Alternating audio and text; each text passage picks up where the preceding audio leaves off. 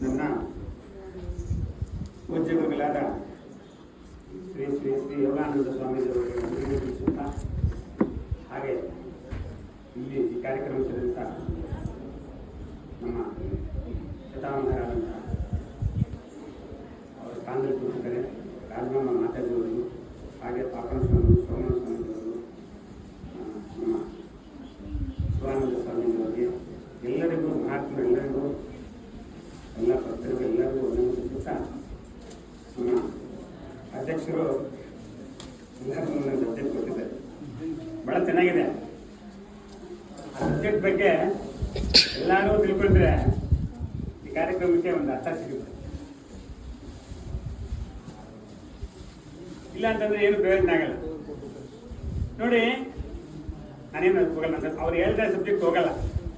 ಆದರೆ ಒಂದು ಸಿಂಪಲ್ ಆಗಿ ಒಂದೇ ಒಂದು ಮಾತನ್ನು ಹೇಳ್ತೀನಿ.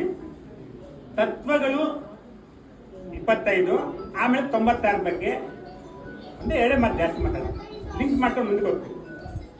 5 ಪಂಚಭೂತಗಳು ನಮಗಿರೋದು. 5 ಪಂಚಭೂತಗಳು 5 ಭಾಗ ಮಾಡ್ಕೊಂಡು 25 ಆಗಿದೆ. ಒಂದು ಮಾತು ಮುದೆ. ಅದರಲ್ಲಿ ಒಂದು ಆಧಾರಕ್ಕಿಂತ ಸೈಡ್ ಇಟ್ಬಿಟ್ರು. ಅದಕ್ಕೆ ತಾತ್ಮವ್ರು ಹೇಳ್ಬಿಟ್ಟಲ್ಲೇ ತತ್ವಗಳಿರುವುದು 4 ಪೈನ ಪರತತ್ವ ಮೆರಗಿತ ಬ್ರಹ್ಮಮುನಿವೇರ ಜೀವ ಬ್ರಹ್ಮಮುನಿವೇರ ಒಂದು ಪಕೆಟ್ ಇಟ್ರು. ಅವಾಗ ಇನ್ನು ಎಷ್ಟು ಉಳ್ಕೊಂಡಿದೆ? 24 ಇದೆ. ಇನ್ನಿರೋದು ಎಷ್ಟು ದಿನ? 4 ದಿನನೇ. ಅಪ್ಪ ಈ 24ನ್ನ ನೀವು 4 ದಿನ ಹಂಚ್ಕೊಳ್ರಿ, 96 ತತ್ವ ಆಗೋದು. ಇಷ್ಟೇ 96 ತತ್ವ. 24 ಹೆಸರು ಬಿಡಿ, ಅವೇನೇನೋ ಒಂದೊಂದು ಹೆಸರು ಇಟ್ಟಿದ್ದಾರೆ, ಅದ್ರ ವಾಸನೆಗಳು ತಪ್ಪನಾಗೆ ಆ ಹೆಸರು ಇರುತ್ತೆ, ಅದು ಬೇರೆ. ಇಷ್ಟನ್ನ ನಾವು ಏನಕ್ಕೆ ತಿಳ್ಕೊಬೇಕು? ಇಷ್ಟು ತತ್ವಗಳು ಯಾಕೆ ತಿಳ್ಕೊಬೇಕು? ಯಾವ್ದ್ರಿಂದ ತಿಳ್ಕೊಬೇಕು? ಅದೇ ತಾರಕ ಕೊಟ್ರಲ್ಲಿ ಮಹಾನ್ ಭಾವ. ಆ ತಾರಕವನ್ನು ಹೆಂಗ್ ಕೊಟ್ರು ಅಂತಂದ್ರೆ, ನೀನು ಹೇಗಿದೀಯಾ, ಎಲ್ಲಿದೀಯಾ, ಎಲ್ಲಿಗೆ ಹೋಗ್ಬೇಕು. ಅದಕ್ಕೆ ಗಗನಾನಂದ ಗುರು ಹೇಳ್ತಾರೆ, ನೀನ್ಯಾರಿಂದೆ, ಎಲ್ಲಿಂದ ಬಂದೆ, ಬಂದಿತ್ತು ಮರೆತೆ, ಮರೆತಿತ್ತು ಬಂದಿತ್ತು ಮರೆತೆ, ಮರೆತಿತ್ತು, ಇನ್ನ ಉಳಿದಿದ್ದು ಏನಿದೆ ಅದನ್ನ ಎತ್ಕೊಂಡು ಎಲ್ಲಿ ಹೋಗ್ತೀಯ ನೀನು? ನಿಮ್ಗೆ ಆ ಬಗ್ಗೆ ಅರಿವಿದೆಯಾ? ವೇದಾಂತ ಅನ್ನೋದು ಹೇಗಿರ್ಬೇಕು ಅಂತಂದ್ರೆ ಅಂತಕ್ಕೆ ದಿಕ್ಸೂಚಿ ಆಗ್ಬೇಕು, ಅದು ವೇದಾಂತ. ಇಷ್ಟೊತ್ತು ನಮ್ಮ ಪಾಪಣ ಸ್ವಾಮಿಗಳು ನಾನು ಕ್ವಶನ್ ಆಗ್ತಾ ಇದ್ರು, ಗುರು ಒಬ್ಬನೇ ಇರೋದು, 65 ವರ್ಷ ಆಯ್ತು ನಾನು ನಡ್ಡಿ ಮಾತಕ್ಕೆ ಬಂದೆ. 65 ವರ್ಷದಿಂದ ಹೇಳಿದ್ದು ನಾನು. ನನ್ಗೆಲ್ಲ ಕಡೆ ಕಾಣಿಸೋದು ನನ್ನ ಯಾರು ರಾಮಾಯಣ ಸ್ವಾಮಿ ಬಿಟ್ಟರೆ ಬೇರೆ ಏನು ಕಾಣಿಸಲ್ಲ ನಿನ್ಗೆ. ಅದು ದಿಕ್ಸೂಚಿ, ಅದು ವೇದಾಂತ. ಹಾಗೆ ಈ ತಾರಕ ಅನ್ನೋದು ಏನ್ ಮಾಡುತ್ತೆ ಅಂತಂದ್ರೆ, ಯಾವುದು ಆ ಬಿಂದು ಸ್ಥಾನಕ್ಕೆ ನೀನು ಎಲ್ಲಿ ಆಡ್ತಾ ಇದ್ದೆ ಉಸಿರಾಟ, ಆ ಉಸಿರಾಟದಿಂದ ಬಿಂದು ಸ್ಥಾನಕ್ಕೆ ಕನೆಕ್ಟ್ ಮಾಡುವಂತ ಒಂದು ಅಭ್ಯಾಸ ತಾರಕ ಯೋಗ.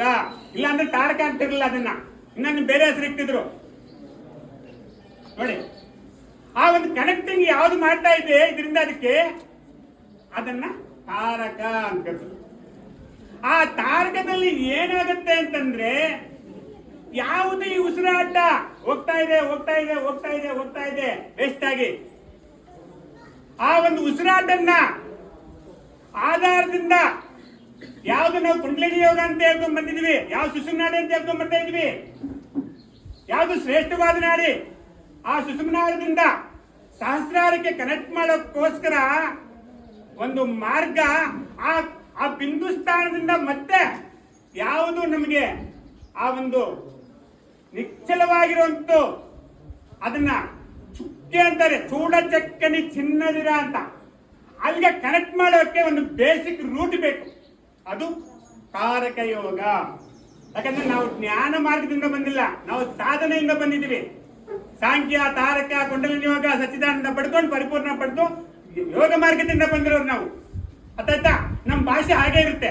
ಅದೇ ಜ್ಞಾನ ಮಾರ್ಗದಿಂದ ಬುಕ್ ಓದ್ಕೊಂಡು ಬಂದಿರೋರು ಬೇರೆ ಇದ್ದಾರೆ, ಅವರಿಗೆಲ್ಲ ಯೋಗಗಳು ಓದಿರ್ತಾರೆ, ಅದು ಬೇರೆ ಮಾರ್ಗ. ಅದು ಎಲ್ಲರೂ ಅಚಲ್ದವ್ರೆ ಪರಿಪೂರ್ಣಕ್ಕೆ ಬಂದಾಗ ಅವರು ಅಲ್ಲಿಗೆ ಹೋಗ್ಬೇಕು, ಇವ್ರು ಅಲ್ಲಿಗೆ ಹೋಗ್ಬೇಕು. ಆದ್ರೆ ಸಾಧನೆ ಮಾಡಿರೋ ಮಾರ್ಗ, ಯೋಗ ಮಾರ್ಗ ಬೇರೆ, ಜ್ಞಾನ ಮಾರ್ಗ ಬೇರೆ ಆಗಿರುತ್ತೆ. ಹಾಗಾಗಿ ಆ ಒಂದು ತಾರಕದಲ್ಲಿ ನಾವು ಏನಾಗ್ತೀವಿ ಅಂತಂದ್ರೆ, ನಾವು ಯಾವುದು ಎಲ್ಲಿಂದ ಎಲ್ಲಿಗೆ ಹೋಗ್ಬೇಕು, ಯಾವುದು ಇದ ಪರ್ಟಿಕ್ಯುಲರ್ ನಾಡಿನಲ್ಲಿ ಅದರ ತರ ಉಸಿರಾಟದಿಂದ ಅದನ್ನ ಆಧಾರದ ಸ್ಥಾನದಿಂದ ಬಿಂದು ಸ್ಥಾನಕ್ಕೆ, ಬಿಂದು ಸ್ಥಾನದಿಂದ ಆ ಒಂದು ಯಾವುದು ನಿನ್ನ ನೋಡ್ತಾ ಇದೆಯೋ, ಯಾವುದು ನಿನ್ಗೆ ಆಧಾರವಾಗಿದೆಯೋ, ಯಾವುದು ಚುಕ್ಕ ಅಂತ ಕರಿತಾ ಇದೀವೋ, ಯಾವುದು ನಾವು ಆ ಒಂದು ಅಭ್ಯಾಸವನ್ನ ನಾವು ಅದನ್ನ ನೋಡ್ತಾ ಇದ್ದೀವಿ ಅಂತ ಅದಕ್ಕೆ ಕನೆಕ್ಟ್ ಮಾಡಕ್ಕೋಸ್ಕರ ಸಾಂಖ್ಯ ಯೋಗ, ಕಾರಕ ಯೋಗ, 2 ಯೋಗ ನಮ್ಗೆ ಬೇಸಿಕ್ ಯೋಗ ಕೊಟ್ಟಿದ್ದಾರೆ. ಮಾಡ್ಕೊಳ್ಳಿ. ಈ ಒಂದು ಕನೆಕ್ಟಿಂಗ್ ಪಾಯಿಂಟ್ ಯಾವಾಗ ನಿನಗೆ ತಾರಕ ಯೋಗ ಆಯ್ತು, ನೆಕ್ಸ್ಟ್ ಕುಂಡಲಿನಿ ಯೋಗ ಅಂತ ಕೊಡ್ತಾರೆ. ಯಾಕಂದ್ರೆ ಮತ್ತೆ ಅದೇ ರೂಟ್ ಚೇಂಜ್ ಆಗಿಲ್ಲ. ಸಾಂಖ್ಯದಿಂದ ಏನ್ ಮಾಡಿದ್ಯೋ, ಯಾವ ತಾರಕದಿಂದ ಮಾಡಿದ್ಯೋ ಅದನ್ನ ರಿಯಲ್ ಆಗಿ ಈ ಇಡಾಪಿಂಗಲ್ ನಾಡಿಲ್ಲ ಆಡ್ತಾ ಇರುವಂತ ಉಸಿರಾಟವನ್ನ ಸಹಸ್ರಾರಕ್ಕೆ ಏರಿಸಿ ಅಲ್ಲಿ ಯಾವುದು ನಿನಗೆ ಯುಗಗಳಿಂದ ಬಂದಿದೆಯೋ ಕರ್ಮ, ಅದು ಇದು ಏನೋ ಇದೆಯಲ್ಲ, ಈ ಮಂಡಲ ಎಲ್ಲ ಇದೆಯಲ್ಲ ಅಖಂಡ, ಈ ಮಂಡಲ ಇದ್ದರೆ ಎಲ್ಲಾರು ಇದೆಯಲ್ಲ, ಅಖಿಲಾಂಡ ಕೋಟ ಬ್ರಹ್ಮಾಂಡ ನಾಯಕ, ಈ ಒಂದು ಕೋಟ್ಯಾನುಕೋಟಿ ಅಖಿಲಾಂಡಗಳಿದೆ, ಅಂಡಗಳಿದೆ. ಈ ಅಂಡಗಳು ಎಲ್ಲನೂ ನಾವು ದಾಟಬೇಕು ಅಂತಂದ್ರೆ ಆ ಒಂದು ಸುಸುಮನಾಳದಿಂದನೇ ನಾವು ಆ ಕುಂಡಲಿನಿ ಯೋಗದಿಂದನೇ ಹೋಗ್ಬೇಕು. ಎಲ್ಲೋ ಹೋಗಿ ದಾಟಕ್ಕಾಗಲ್ಲ. ನಿನ್ನ ಅಂತರಂಗದಿಂದನೇ ನೀನು ಆ ಸುಸುಮನಾಡಿಗೆ ಶ್ರೇಷ್ಠವಾದ ನಾಡಿ ಯಾವ್ದಂದ್ರೆ ಸುಸುಮನಾಡಿನೇ.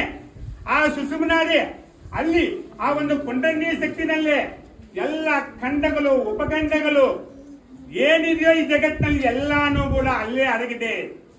ಅಲ್ಲಿಂದ ನೀನು ಆ ಒಂದು ದಾಟಿ ನಿನ್ನ ಸ್ವಸ್ಥಿತಿಗೆ ನೀನು ಹೋಗ್ತೀಯಾ. ಇದೆಲ್ಲದಕ್ಕೂ ಯಾವ್ದು ಆಧಾರವಾಗಿದೆಯೋ ಆ ಒಂದು ಸ್ಥಿತಿಗೆ ನೀನು ಹೋಗೋಕೆ ಅದನ್ನೇ ಕುಂಡಲಿನಿ ಯೋಗ ಅಂತ ಕೊಟ್ರು. ಅರ್ಥ ಮಾಡ್ಕೊಳ್ಳಿ. ಅದಕ್ಕೆ ಗಗನಾನಂದ ಗುರುಜಿ ಬಹಳ ಲಕ್ಷಣವಾಗಿ ಬರೀತಾರೆ ಕುಂಡಲಿ ಯೋಗ ಬಗ್ಗೆ, ಹೇಗೆ ಹೋಗ್ಬೇಕು ಅಂತ.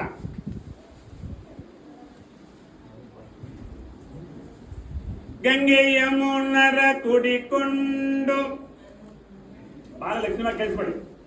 ಗಂಗೆ ಯಮುನರ ಕುಡಿಕೊಂಡು ಗಣಪನ ಗುಡಿಗೋದೆ, ಗಂಗೆ ಯಮುನರ ಕುಡಿಕೊಂಡು ಗಣಪನ ಗುಡಿಗೋದೆ, ಗಣನ ನಿಲ್ಲದೆ ಅಲ್ಲಿಂದ ಮುಂದೋಗಲು ಕಿರಿಬಾಗಿಲೊಂದಕ್ಕೆ ಎಡನಾಗರಾದಿತ್ತು,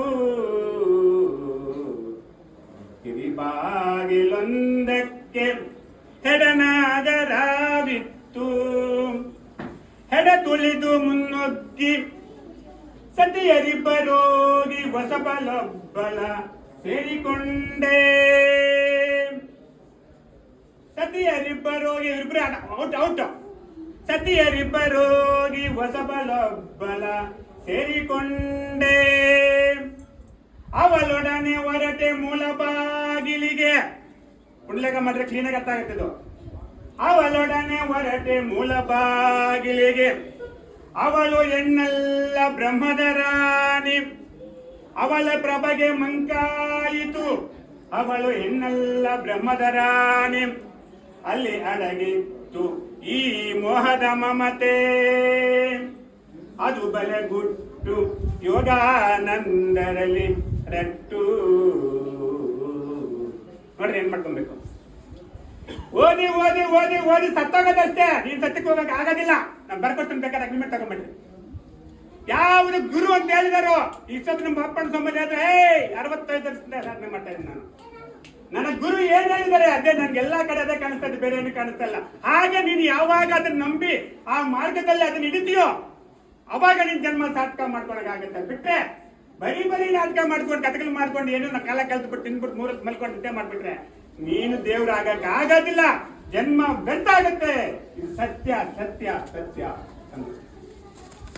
ಹೆಚ್ಚಿನ ಮಾಡಿ ಅಂತ ಒಂದು ಶ್ರೇಷ್ಠವಾದ ಕುಂಡಲಿ ಯೋಗವನ್ನ ನಾವು ಮಾಡ್ಕೊಬೇಕಾಗಿದೆ ಗುರುಗಳಿಂದು. ಆ ಕುಂಡಲಿ ಯೋಗದಲ್ಲಿ ಆ ಸತ್ಯ ಯಾವುದು ಅಂತ ನೀನು ಅರ್ಥ ಮಾಡ್ಕೊಂಡ್ಮೇಲೆ ನಿನಗೆ ಸಚ್ಚಿದಾನಂದ ಯೋಗ ಅಂತ ಕೊಡ್ತಾರೆ.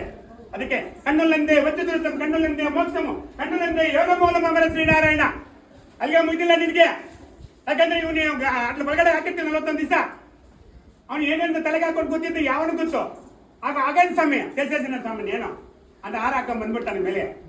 ಅಲ್ಲಿ ಏನೇನು ಚಿಂತೆ ಮಾಡಿದ್ನು ಅದೇ ಎತ್ಕೊಂಡ್ ಬಂದಿರ್ತಾನೆ ಮೇಲೆ. ಅವಾಗ ಅವನು ಇವನಿಗೆ ಕೆಟ್ಟೋಗ್ಬಾರ್ದು ಹಾರ ಹಾಕ್ಬಿಡ್ತಾನೆ ಅಂತ ಹೇಳ್ಬಿಟ್ಟು ಅವಾಗ ಸಚ್ಚಿದಾನಂದ ಯೋಗ ಕೊಡ್ತಾರೆ. ಆ ಸಚ್ಚಿದಾನಂದಲ್ಲೇ ಲೇ ಈಗಾದ್ರೂ ನೋಡು ಅಂತ ಹೇಳ್ಬಿಟ್ಟು ಆ ಒಂದು ಸತ್ಯ ಯಾವ್ದಿದೋ ಅಲ್ಲಿ ನಿನಗೆ ಕನೆಕ್ಟ್ ಮಾಡಿಕೊಡ್ತಾರೆ ಮಹಾನುಭಾವರು ಗುರುದೇವರು. ಅರ್ಥ ಮಾಡ್ಕೊಳ್ಳಿ. ಅಂತ ಒಂದು ಸಚ್ಚಿದಾನಂದ ಯೋಗವನ್ನ ನಾವು ಮಾಡ್ಕೊಬೇಕಾಗಿದೆ, ಅರ್ಥ ಮಾಡ್ಕೊಳ್ಳಿ. ಅದಕ್ಕೆ ಚೋಡ ಚಕ್ಕಣಿ ಚಿನ್ನದಿ ಕಣ್ಣು ಪಾಪಲಕ್ಕೂ ಕಾಣರಾಣಿದೆ. ನೀನು ಕಣ್ಣು ಪಾಪಗಳು ಇದಾವಲ್ಲ ಅವು ನೋಡಿಲ್ಲಂತೆ ಪಾಪ, ಅದನ್ನ ಪಕ್ಕದಲ್ಲೇ ಇದಾವ, ಅವು ಹಿಂಗೆ ಹೊಡ್ಕೊಂತಾನೆ ಇದ್ದಾವೆ. ಎಷ್ಟು ಸರಿ ಬೇಕಾದ್ರೆ ಸರಿ ಹೊಡ್ಕೊಂತಾನೆ ಇದ್ದಾವೆ, ಆ ಮಾತ್ರ ಕಾಣಲಿಲ್ಲಂತೆ ಪಾಪ. ನೋಡಿ ಸಾಯ್ತಾ ಇದ್ದಾವ ಅವು. ಏನ್ ಇಲ್ಲೇ ಇದೆ ಪಕ್ಕದಲ್ಲಿ ಪಕ್ಕದ ಮನೆ ದೇವ್ರು ಇಲ್ಲೇ ಇಟ್ಕೊಂಡು ನಾವು ಎಲ್ಲ ಊರೆಲ್ಲ ಸುತ್ತೀವಲ್ಲ, ಹಾಗೆ ಆ ರೆಪ್ಪೆಗಳಿಂದ ಅಲ್ಲೇ ಈಗ ಹೊಡ್ಕೊಂಡು ಅದಕ್ಕೂ ಕಾಣಲಿಲ್ವಂತೆ ದೇವ್ರು. ನೋಡಿ ಹೆಂಗ್ ಗೊತ್ತಾಗ್ತದ್ರೆ ಆ ಗತಿ ಆಗಿದೆ ನಮ್ಮ ಪರಿಸ್ಥಿತಿ ಇವತ್ತು. ದೇವರೆಲ್ಲ ಇದ್ದೀವಿ, ದೇವರೆಲ್ಲ ಎಲ್ಲ ಇದ್ದೀವಿ, ಏನ್ ಮಾಡ್ತಾ ಇರ್ತೀವಿ, ಎಲ್ಲ ಮಾಡ್ತಾ ಇದ್ದೀವಿ. ದೇವ್ರ ಅರ್ಥ ಆಗಲ್ಲ, ದೇವ್ರ ಅರ್ಥ ಆಗಲ್ಲ. ಹುಡ್ಕೋದು ಬಿಟ್ಟಿಲ್ಲ, ಅಲ್ಲೇನೋ ಇದೆ ಇಲ್ಲೇನೋ ಇದೆ, ಅವ್ರಿಗೇನೋ ಗೊತ್ತು ಇವ್ರಿಗೇನು ಗೊತ್ತು ನಂಗೇನು ಗೊತ್ತಿಲ್ಲ ಅಂತ ಸಂಶಯದಲ್ಲಿ ಒದ್ದಾಡ್ತಾ ಇದ್ದೀವಿ. ಬಿಟ್ರೆ ನಾವು ಸತ್ಯದ ಕಡೆ ಹೋಗ್ತಾ ಇಲ್ಲ, ಅರ್ಥ ಮಾಡ್ಕೊಳ್ಳಿ. ಅದಕ್ಕೆ ಪರಿಪೂರ್ಣದಲ್ಲಿ ಹೇಳ್ತಾರೆ ನೋಡ್ರಿ, ಇಷ್ಟು ಲಕ್ಷಣವಾಗಿ ಹೇಳ್ತಾರೆ. ಅನುಭವ ಒಂದೇ ಪಾಯಿಂಟ್ ಅಲ್ಲಿ ಮುಗಿಸ್ಬಿಡ್ತೀನಿ, ಮುಂದಕ್ಕೆ ಹೋಗಲ್ಲ ಸರಿನಾ. ಅಲ್ಲಿ ಹೇಳ್ತಾರೆ ನಕ್ಷತ್ರಗಳು ಬಯಲಿನಲ್ಲಿ, ಗ್ರಹಗಳು ಬಯಲಿನಲ್ಲಿ, ನಕ್ಷತ್ರಗಳು ಬಯಲಿನಲ್ಲಿ, ಗ್ರಹಗಳು ಬಯಲಿನಲ್ಲಿ, ಭೂತಗಳು ಬಯಲಿನಲ್ಲಿ, ಪಂಚಭೂತಗಳು ಬಯಲಿನಲ್ಲಿ, ನಾನು ಬಯಲಿನಲ್ಲಿ ನೀನು ಬಯಲಿನಲ್ಲಿ, ಪಾಲು ಬಯಲಿನಲ್ಲಿ, ಸಾವುದು ಬಯಲಿನಲ್ಲಿ, ಭಾನು ಬಯಲಿನಲ್ಲಿ, ಸೋಮ ಬಯಲಿನಲ್ಲಿ, ಬೆಳಕು ಬಯಲಿನಲ್ಲಿ, ಕತ್ತಲೆಯು ಬಯಲಿನಲ್ಲಿ, ಎಲ್ಲವೂ ಬೆರೆತ ಬಯಲು ಬ್ರಹ್ಮವನ್ನು ತಪ್ಪುವುದಿಲ್ಲ. ಎಲ್ಲವೂ ತೆಗೆದ ನಂತರದ ಬಯಲಿನ ಭಾವನೆಯೇ ಬ್ರಹ್ಮ ಒಪ್ಪುವುದು. ಇದು ಗುರು ಸಂಜ್ಞೆಯಲ್ಲಿ ತಿಳಿಯಂದ ಯೋಗಾನಂದ. ಆ ಸಂಜ್ಞೆಯಲ್ಲಿ ಏನ್ ತಿಳಿಬೇಕು ಅಂತ ಆ ಪದ ಹೇಳ್ತಾ ಇದೆ, ನಾನು ಮುಂದಕ್ಕೆ ಹೋಗ್ಲಿಲ್ಲ. ಆ ಸಂಜ್ಞೆಯಲ್ಲಿ ಸಂಜ್ಞೆ ಅಂದ್ರೆ ಏನು, ಸಂಜ್ಞೆ ಅಂದ್ರೆ ಏನು ನೋಡ್ತಾ ಇದ್ವಲ್ಲಪ್ಪ, ನೋಡ್ತಾ ಇದ್ವಲ್ಲ, ಅದಲ್ಲ ತಿಳಿಬೇಕದನ್ನ. ಇದೆಲ್ಲ ಅಲ್ಲಿ ಹೋಗ್ಬೇಕು, ಅದಾವ ಇಟ್ಕೊಂಡು ಅದನ್ನೊಂದನೇ ಇಟ್ಕೊಂಡು ನೀನು ನೋಡಿದ್ರೆ ಏನು ಉಪಯೋಗ ಆಗಲ್ಲ ಅಂತಪ್ಪ. ಅದೆಲ್ಲಿರೋದು ಸಬ್ಜೆಕ್ಟ್ ಮಿಟ್ಟು ಹೋಗಲೇ ಇಲ್ಲ, ನಾನು ಅಲ್ಲೇ ಇದ್ದೀನಿ ಪಕ್ಕ. ಗೊತ್ತಾಗುತ್ತಾ? ಆ ರೀತಿಯಾಗಿ ನಾವು ಆ ಯೋಗದಲ್ಲಿ ನಾವು ಗುರುವೇ ಆ ಮಾರ್ಗವಾಗಿ, ಗುರುವೇ ದೇವರಾಗಿ ಭಾವಿಸಿ ಆ ಒಂದು ಅಭ್ಯಾಸಗಳನ್ನ ನಾವು ಅರ್ಥ ಮಾಡಿಕೊಂಡು ಕಠಿಣ ಸಾಧನೆಗಳನ್ನು ಮಾಡಬೇಕಪ್ಪ. ಇಲ್ಲ ಅಂದ್ರೆ ನೀನು ಆಗಕ್ಕಾಗೋದಿಲ್ಲ, ಅರ್ಥ ಮಾಡ್ಕೊಳ್ಳಿ. ಘನವ್ಯಾಸಂಬುಲು ಚದಿವಿನ ಗಾನಿ, కులదేవతలను మొక్కిన గాని, తారడువులకు పోయిన గాని, కఠిన జపంబులు చేసిన గాని, ఈ కర్మ విడువ వశమా, ಈ ಕರ್ಮ ಬಿಡುವ ವಶಮ. ಎಲ್ಲೆಲ್ಲೋ ಹೋಗಿ ಏನೇನೋ ಆಗ್ತೀನಿ ಅಂತಂದ್ರೆ ಏನು ಆಗೋದಿಲ್ಲ, ಆಗೋದಿಲ್ಲ, ಆಗೋದಿಲ್ಲ, ಆಗೋದಿಲ್ಲ. ಅರ್ಥ ಮಾಡ್ಬಿಟ್ಟು ಇಂಥ ಒಂದು ಸತ್ಯವನ್ನ ಎಲ್ಲೂ ಹುಡುಕ್ಬೇಡ್ರಿ. ಇವತ್ತಿಂದ ಇಲ್ಲೇ ಕೂತ್ಕೊಂಡು, ಎಲ್ಲಿದ್ರು ಅಲ್ಲೇ ಕೂತ್ಕೊಂಡು, ಎಲ್ಲಿ ಮನೇಲಿದ್ರು, ಯಾವ ಊರಲ್ಲಿದ್ರು, ಯಾವ ಸ್ಥಾನದಲ್ಲಿದ್ರು ಅಲ್ಲೇ ಕೂತ್ಕೊಂಡು ನಮ್ಮಲ್ಲೇ ನಾವು ಶೋಧನೆ ಮಾಡೋದು ನಾವು ಸ್ಟಾರ್ಟ್ ಮಾಡಿದ್ರೆ ಇವತ್ತಿನಿಂದ ನಾವು ದೇವರಾಗೋದು ಅವಕಾಶ ಸಿಗುತ್ತೆ. ಬಿಟ್ರೆ ಇಲ್ಲ ಅಂತಂದ್ರೆ ನಮ್ಮ ಜನ್ಮ ಸಾರ್ಥಕ ಮಾಡ್ಕೊಂಡಾಗ ಆಗೋದಿಲ್ಲ, ಜೀವನ ಅನ್ಯಾಯ ಆಗುತ್ತದೆ. ಅರ್ಥ ಮಾಡ್ಕೊಳ್ಳಿ. ಈ ರೀತಿಯಾಗಿ ಪ್ರತಿಯೊಬ್ಬರಿಗೂ ಅವಕಾಶ ಇದೆ, ಪ್ರತಿಯೊಬ್ಬರು ದೇವರಾಗ್ಬೋದು. ಅಂತ ಮಹಾತ್ಮರು ನಮಗೆ ರಾಮಾನಂದ ಸ್ವಾಮೀಜಿಯವರು ಇವತ್ತು ಊರಿನಲ್ಲಿ ಎಲ್ಲಾ ಶಿಷ್ಯಂದ್ರನ್ನು ಮಾಡಿ ಎಲ್ಲರಿಗೂ ಬ್ರಹ್ಮವಿದ್ಯೆ ಹಂಚಿ ಈ ತರ ಆಶ್ರಮಗಳೆಲ್ಲ ಕಟ್ಟಿ ನಮಗೆ ಅವಕಾಶ ಮಾಡಿಕೊಟ್ಟಿದ್ದಾರೆ. ಅಂತ ಮಹಾತ್ಮರ ಹಾಕಿದ್ದ ಮಾರ್ಗವನ್ನ ನಾವು ಬಿಟ್ಟು ಮತ್ತೆ ಪಕ್ಕದಲ್ಲಿ ಇನ್ನೇನೋ ಇದೆ ಅಂತೇಳಿ ಇನ್ಯಾರಿಂದೇನೋ ಹೋಗಿ ಆ ಗುರು ಪಕ್ಕದಲ್ಲಿ ಇನ್ನೊಬ್ಬ ಗುರು ಸೇರಿಸ್ಕೊಂಡು ಬದಲಾಗಿ ಸಾಯ್ತಾ ಇದೀವಲ್ಲ. ಅಂತ ಬದುಕು ನಮ್ಗೆ ಯಾಕೆ ಬೇಕು? ನಮ್ ಗುರುಗಳು ಕೊಟ್ಟಿಲ್ವ ನಮಗೆ? ಎಂತ ಬ್ರಹ್ಮವಿದ್ಯೆ ಕೊಟ್ಟಿದ್ದಾರೆ, ಎಂತದ್ದು ಕೊಟ್ಟಿದ್ದಾರೆ. ಒಂದು ಕುಂಡಲಿ ಯೋಗ ಕೂರ್ಸ್ಬಿಟ್ಟು ಕಾರಲ್ಲಿ ಬರ್ತಾ ಇದ್ದಾರಂತೆ, ಹುಲಿ ಹೋಗಿ ಅದ್ರ ಮೇಲೆ ಕೂತ್ಕೊಂಡು ನಮ್ಮ ಸ್ವಾಮಿಲೆಲ್ಲ ಕಥೆ ಇತ್ತು. ರಾಮಾನಂದ ಸ್ವಾಮಿ ಒಬ್ರು ಕಾಡಲ್ಲಿ ಬೆಟ್ಟದಲ್ಲಿ ಕುಂಡಲಿ ಯೋಗ ಕೂರ್ಸ್ಬಿಟ್ಟು ಬಂದ್ರಂತೆ, ಈ ಕೈ ತಲ್ಬಿಟ್ಟು ಬಂದ್ಬಿಟ್ರಂತೆ. ಅವ್ನು ಮಾತಾನೆ ಬಾ ಅಂತ. ಇಲ್ಲಿ ಕೆಳಗಡೆ ಬಂದ್ರೆ ಹುಲಿ ಹೋಗಿ ಅದ್ರ ಮೇಲೆ ನಿಂತ್ಕೊಂಡಿದಂತೆ. ನಮ್ ಗುರುಗಳಲ್ಲಿ ಕಥೆ ನಾನ್ ನೋಡಿಲ್ಲ, ಗೊತ್ತಾಯ್ತಾ?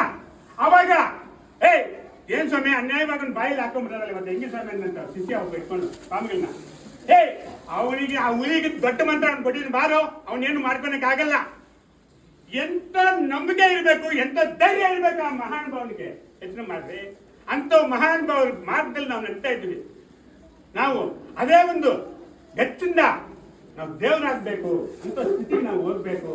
ಎಲ್ಲರೂ ಸಂಕಲ್ಪ ಮಾಡಿ ಅಂತ ಹೇಳ್ಕೊಂತ ನನ್ನ ಭಾಷೆ ಸ್ವಲ್ಪ ಕಠಿಣವಾಗಿರುತ್ತೆ, ಯಾರು ಬೇಜಾರು ಮಾಡಬೇಡಿ. ಪ್ರತಿಯೊಬ್ಬರೂ ಆ ಒಂದು ಮಾರ್ಗದಲ್ಲಿ ನಡೆದು ಅಭ್ಯಾಸಗಳನ್ನು ಮಾಡಿಕೊಂಡು ಸತ್ಯವನ್ನ ಅರಿತುಕೊಂಡು ಮುಂದೆ ನಡೀತೀರ ಅಂತ ಹೇಳ್ತಾ ಆ ಒಂದು ಎರಡು ಮಾತನ್ನು ನಮ್ಗೆ ಇಷ್ಟ ಇದೀನಿ. ತಮ್ಮೆಲ್ಲರಿಗೂ ಧನ್ಯವಾದಗಳು.